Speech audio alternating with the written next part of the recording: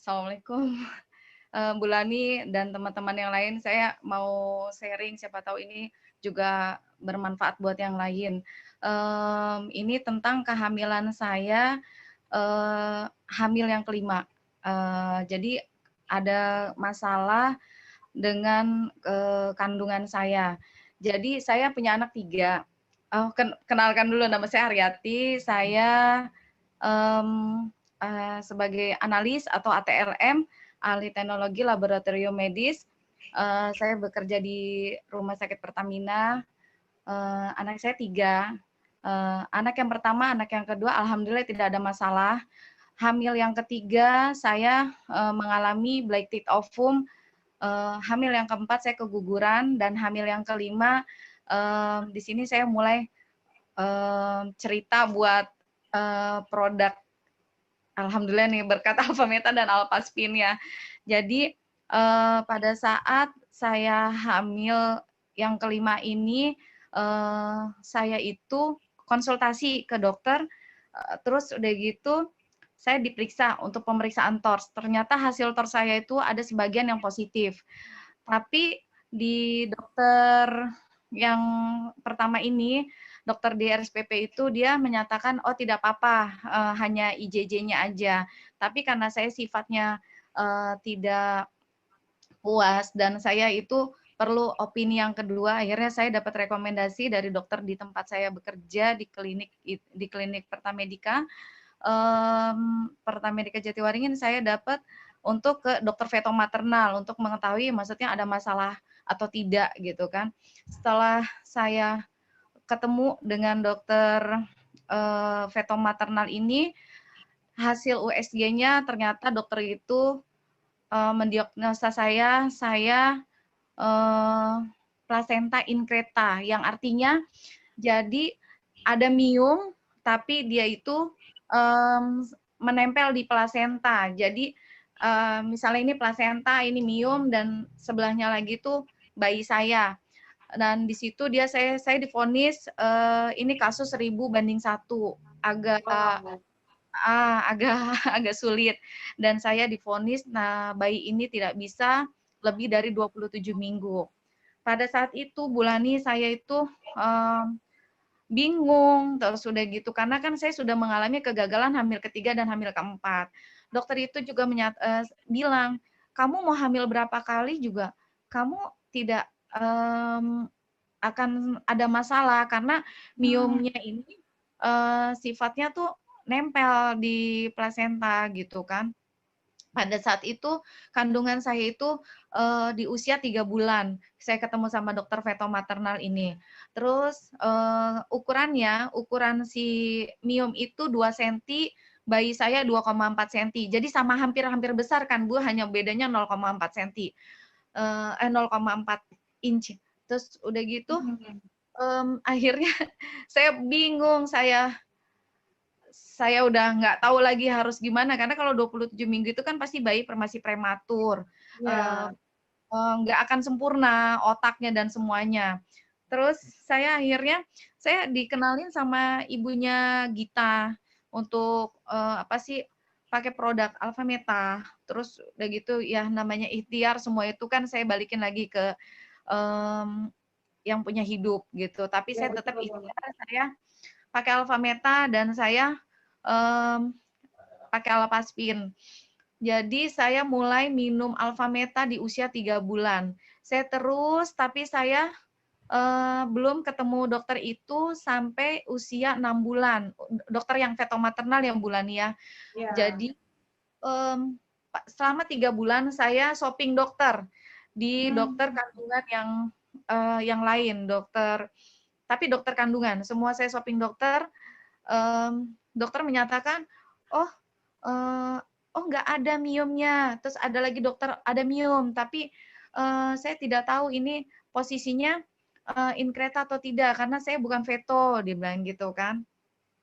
Udah saya terus minum Alfameta selama 3 bulan dan saya tempelin Alpaspin ini ke kandungan saya. Dan alhamdulillah pas menjelang usia 6 bulan saya pengen tahu aja Bu Lani, rasa tahu. Maksudnya apa sih follow up dari ikhtiar saya gitu, semuanya saya lakukan gitu kan. Saya akhirnya bertemu dengan dokter vetomaternal itu. Dan alhamdulillah dokternya juga bingung Bu Lani. Saya itu sampai di dalam ruangan itu lebih dari setengah jam.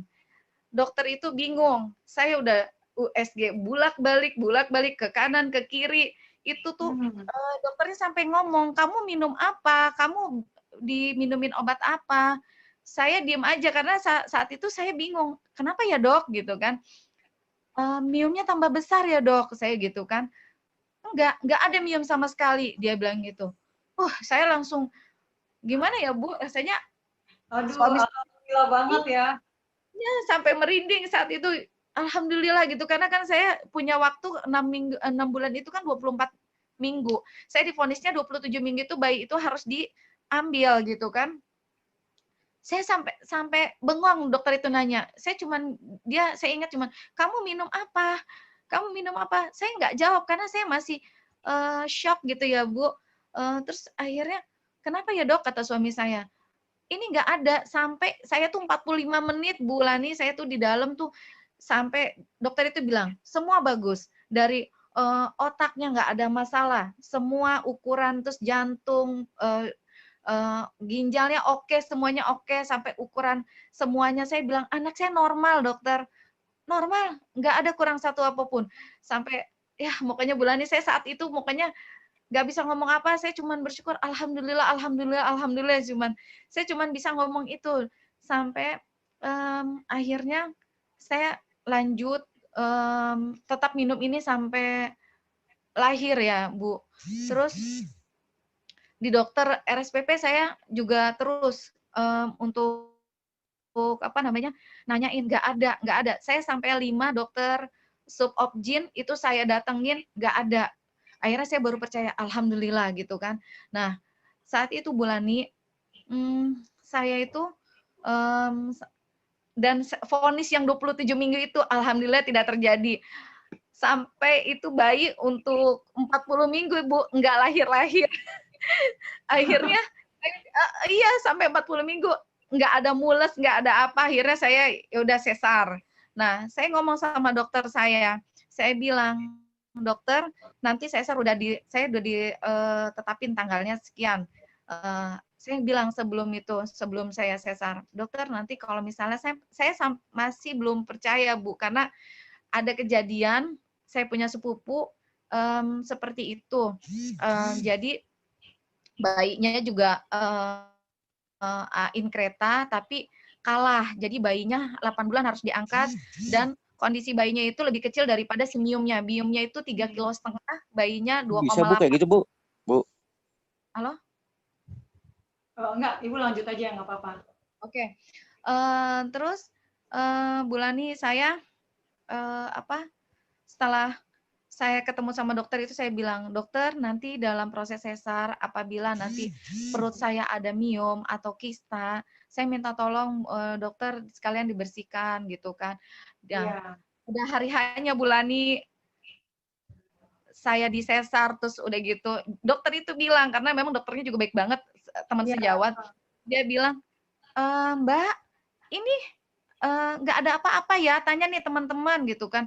Alhamdulillah setelah bayi saya sudah dikeluarkan, nih bayinya alhamdulillah normal, tidak kurang satu apapun, terus udah gitu nangis lah seperti yang Halo. normal bayinya.